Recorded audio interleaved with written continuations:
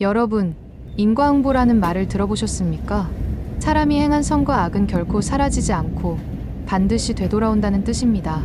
오늘 제가 들려드릴 이야기는 일본 요코하마 근처에서 전해 내려오는 오래된 전설입니다.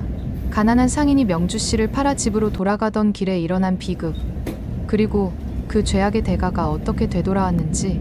붉은 흉터를 지닌 아이, 두 손가락 자국처럼 찌그러진 코, 그리고 마침내 불길로 내린 하늘의 심판. 그 모든 것은 단 하나를 증명합니다. 선은 반드시 선으로, 악은 반드시 악으로 돌아온다. 자, 이제 이야기를 시작해 보겠습니다. 새벽 공기는 서늘했습니다. 창희는 짐을 챙겨 고향으로 향했습니다. 마음은 가벼웠습니다. 오늘만큼은 장사가 잘 되어 집에 가져갈 돈이 제법 두둑했기 때문입니다. 그는 가끔 주머니를 만지며 아이들 얼굴을 떠올렸습니다. 아내는 오늘 저녁에 맛있는 국을 끓여줄 것이고, 아이들은 아버지를 보며 손뼉을 칠 겁니다. 그러나 그 길, 숲속엔 이미 한 사내가 칼을 움켜쥔 채 숨죽이고 있었습니다. 그는 바로 전날 밤 상인과 함께 묵었던 도박꾼이었습니다. 밤새 눈을 붙이지 못한 그는 오직 돈 생각뿐이었습니다. 도박판에서 잃은 것보다 더 큰 욕망이 불길처럼 일었습니다. 저 돈만 손에 넣으면 다시 시작할 수 있다. 내 운명이 바뀔 것이다. 그러나 그 생각 뒤에는 이미 사람으로서의 양심은 사라지고 있었습니다. 창희는 전혀 눈치채지 못했습니다. 나뭇가지가 부러지는 소리 하나에도 놀라야 할 순간이었지만 그는 피곤에 절어 있었습니다. 그 순간 숲속의 그림자가 날아나왔습니다. 등 뒤에서 번쩍이는 칼날이 그를 꿰뚫었습니다. 창희는 피를 토하며 앞으로 쓰러졌습니다. 땅은 붉게 물들었고 새소리마저 멎은 듯 고요했습니다. 도박꾼은 숨을 몰아쉬며 주머니를 뒤졌습니다. 손에 쥐어진 돈자루는 무거웠습니다. 하지만 그 무게는 곧 죄의 무게가 되어 그를 짓눌렀습니다. 그는 돈자루를 품에 안고 숲속으로 달아났습니다. 그러나 이미 그는 자유를 얻은 것이 아니라 업보의 올가미를 스스로 목에 걸어버린 것이었습니다. 세월은 흘러 도박꾼의 집에도 새로운 생명이 찾아왔습니다. 아내가 진통 끝에 아들을 낳았던 것입니다. 찬실아는 순간 밝아졌습니다.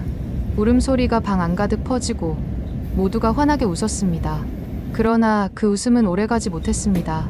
이게 무슨 일이랍니까? 아이 어깨에 저건 대체. 아기의 어깨에는 선명한 붉은 줄무늬가 있었습니다. 마치 누군가 날카로운 칼로 등을 베어낸 듯 길고 가느다란 상처 같은 자국이었습니다. 피가 흐르는 것은 아니었지만 보기에도 흉측했습니다. 산모는 기겁하며 눈물을 흘렸습니다. 여보, 이 흉측한 자국이 도대체 뭡니까? 씻겨도 닦아도 사라지질 않아요. 혹시 하늘의 벌이 아닐까요? 그 순간 도박꾼의 뇌리에 한 장면이 번개처럼 스쳐갔습니다. 몇 해 전 안개 속에서 자신이 찔러 쓰러뜨린 상인의 모습, 칼에 베어 피를 쏟으며 쓰러지던 그 등 그 상처 자국과 지금 이 아기의 어깨에 난 붉은 무늬가 똑같았습니다. 설마 그 상인이 내 아이로 다시 태어난 것은 아닐까? 그 생각이 스치는 순간 온몸이 얼어붙었습니다. 피가 역류하는 듯했고 심장은 미친 듯이 뛰었습니다. 자식을 볼 때마다 원한 서린 눈빛이 자신을 꿰뚫는 듯했습니다. 아이의 울음소리는 그에게 단순한 울음이 아니었습니다. 왜 나를 죽였느냐? 내 피를 갚아라. 그렇게 들렸습니다. 밤마다 그 소리에 시달리며 그는 점점 미쳐갔습니다. 공포와 죄책감은 결국 그를 무너뜨렸습니다. 그는 아내 몰래 아이를 안고 방 한켠에 앉았습니다. 손은 덜덜 떨렸고 눈에는 눈물이 고였습니다. 그러나 두려움이 더 컸습니다. 마침내 그는 아기의 작은 코를 두 손가락으로 막아버렸습니다. 작은 몸부림은 점점 느려졌고 마침내 방 안은 적막해졌습니다. 도박꾼은 이마에서 식은땀을 쏟으며 손을 떼었습니다. 눈앞이 아득했고 온몸이 무너져 내리는 듯했습니다. 그러나 그는 안도하지 못했습니다. 오히려 그 순간부터 더욱 무겁고 끔찍한 죄책감의 사슬에 묶여버린 것이었습니다. 그는 자식을 죽였고 그 자식은 어쩌면 자신이 죽인 상인의 환생이었을지도 모릅니다. 죄가 죄를 부르고 두려움이 새로운 죄를 낳았습니다. 하늘은 이미 그를 지켜보고 있었고 이는 끝의 시작에 불과했습니다. 첫 아이를 잃은 지 겨우 1년. 아내는 다시 만삭이 되었고 온 집안은 긴장과 불안 속에 출산을 기다리고 있었습니다. 첫 아이를 이유 모를 병으로 잃었다고 주변에는 둘러댔지만 도박꾼의 가슴은 이미 무너져 있었습니다. 그날 밤 천둥과 번개가 하늘을 가르며 두 번째 아이가 태어났습니다. 아기의 울음은 우렁찼습니다. 그러나 산파의 얼굴빛은 순간 싸늘해졌습니다. 그리고 아내가 아이를 받아본 순간 피가 얼어붙었습니다. 여보, 이게 어찌 된 일이오? 코가 이렇게 찌그러져 있고 어깨엔 또 저 흉측한 자국이 있지 않소? 첫 아이와 똑같지 않소? 도박꾼의 눈에 비친 건 바로 자신이 손가락으로 눌러 죽였던 첫 아이의 코였습니다. 그리고 몇 해 전 칼을 꽂았던 상인의 등 모든 장면이 겹쳐지며 눈앞에 어른거렸습니다. 그는 숨이 막혀 헐떡이며 아이를 안지도 못한 채 뒷걸음질 쳤습니다. 저건 내 죄가 다시 태어난 것이 분명하다. 첫째를 죽였어도 또다시 돌아왔다. 하늘은 나를 놓아주지 않는다. 그는 절망과 공포로 몸을 떨었습니다. 여보, 우리 아이가 불쌍하지 않소? 아무리 흉측해도 우리의 피가 흐르는 자식이오. 이번만은 잘 키워봅시다. 아내의 눈물 어린 호소에도 도박꾼의 가슴은 차갑게 식었습니다. 아이의 울음은 그에게 축복이 아니라 저승에서 울려오는 원혼의 목소리처럼 들렸습니다. 웃는구나. 나를 비웃는 것이냐? 내가 저지른 죄를 매일 상기시키려 태어난 것이냐? 아이의 맑은 웃음조차 그에게는 조롱처럼 들렸습니다. 두려움의 집에서 눈을 마주치지 못한 그는 밤마다 술집을 전전하며 술과 도박으로 현실을 잊으려 했습니다. 하지만 잊으려 하면 할수록 아이의 얼굴은 더 선명하게 떠올랐습니다. 아내는 아이를 품에 안고 밤새 울곤 했습니다. 남편은 더 이상 아버지가 아니었습니다. 그는 아이를 볼 때마다 등골이 서늘해져 방으로 달아나거나 술에 기대 몸을 떨었습니다. 집안은 어둡고 웃음은 사라지고 공포와 죄책감만이 남았습니다. 그는 두 번째 아이를 죽이지 못했습니다. 하지만 그 아이를 바라볼 때마다 죽은 상인의 얼굴이 겹쳐 보였고 자신이 손으로 눌러 죽였던 첫 아이가 겹쳐 보였습니다. 마치 나는 결코 떠나지 않는다고 속삭이는 듯했습니다. 그 순간부터 도박꾼의 삶은 살아있는 지옥이었습니다. 상인이 죽은 지 7년째 되던 여름밤, 그날도 도박꾼은 술집에서 밤늦도록 돈을 잃고 술에 절어 휘청이며 집으로 돌아왔습니다. 뜨겁게 달궈진 여름밤 공기는 숨이 막힐 듯 답답했습니다. 그러나 그의 발걸음은 무겁고 눈빛은 텅 비어 있었습니다.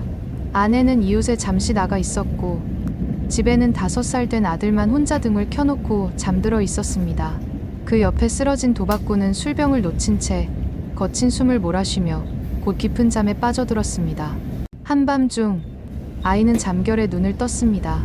작은 발걸음으로 방을 나서려던 아이는 무심코 난로 옆을 건드리고 말았습니다. 철제 난로는 덜컥 소리를 내며 쓰러졌습니다. 그 안에 담긴 기름이 바닥으로 흘러내렸습니다. 순간 등불에 작은 불씨가 흘러내린 기름과 맞닿았습니다. 작은 불꽃은 삽시간에 기름을 타고 번지며 거대한 불길로 치솟았습니다. 방 안은 순식간에 붉은 화마에 휩싸였습니다. 으악! 불이야! 살려줘! 제발 살려줘! 불길은 그의 옷을 집어삼켰습니다. 술에 절은 몸은 더 쉽게 불길에 붙었습니다. 그는 몸부림쳤지만 술기운의 발걸음은 힘을 잃었고 벗어나려 할수록 불길은 더욱 거세게 달려들었습니다. 살이 타들어가는 지독한 냄새가 방 안에 가득 찼습니다. 타오르는 고통 속에서 그는 환영을 보았습니다. 바로 7년 전 자신의 칼에 쓰러진 상인이었습니다. 등에 칼을 맞고 피를 흘리며 쓰러진 그 모습 그대로 눈앞에 나타나 그를 바라보고 있었습니다. 내가 빼앗은 내 생명, 이제 내가 갚을 차례다. 그 목소리는 불길 속에서도 분명히 들려왔습니다. 그 순간 도박꾼은 온몸이 얼어붙은 듯 공포에 질렸습니다. 불길은 단순한 화재가 아니라 하늘이 내린 형벌이자 원혼의 심판이었습니다. 물이야! 물이야! 어서 물을 가져와라! 이웃들은 불길을 보고 물동이를 들고 달려왔습니다. 그러나 이미 불은 집 전체를 집어삼키고 있었습니다. 안에서는 도박꾼의 비명이 들려왔습니다. 그러나 누구도 들어가 그를 구할 수 없었습니다. 불길은 너무나 거세고 무자비했습니다. 천장은 무너져 내렸고 그는 끝내 불길 속에서 빠져나오지 못했습니다. 비명은 차츰 약해지더니 마침내 끊어졌습니다.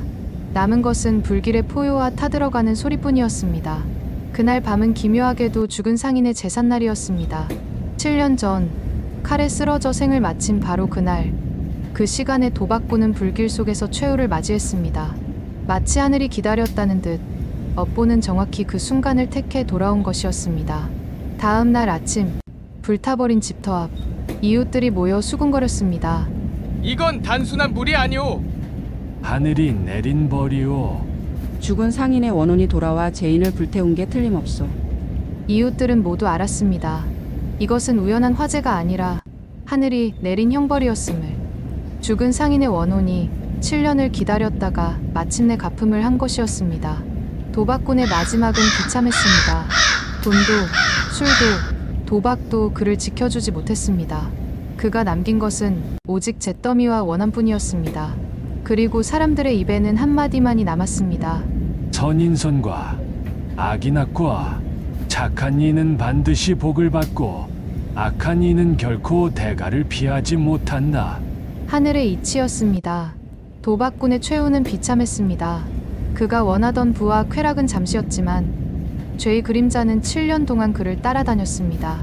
결국 그 그림자는 불길이 되어 그를 집어삼켰습니다. 이웃들은 입을 모아 말했습니다.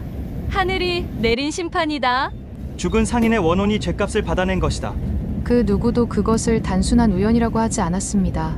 이야기의 교훈은 분명합니다. 착한 씨앗은 착한 열매를 맺고 악한 씨앗은 악한 열매를 맺습니다.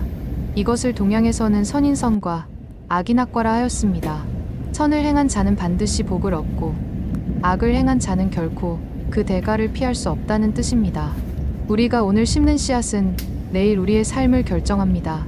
선의 씨앗을 심으면 꽃이 피고 악의 씨앗을 심으면 가시덤불이 돋아납니다. 잠시 즐거움을 조차 지은 악행이라도 그것은 사라지지 않습니다. 때로는 7년, 때로는 수십 년을 돌아서라도 반드시 되돌아옵니다.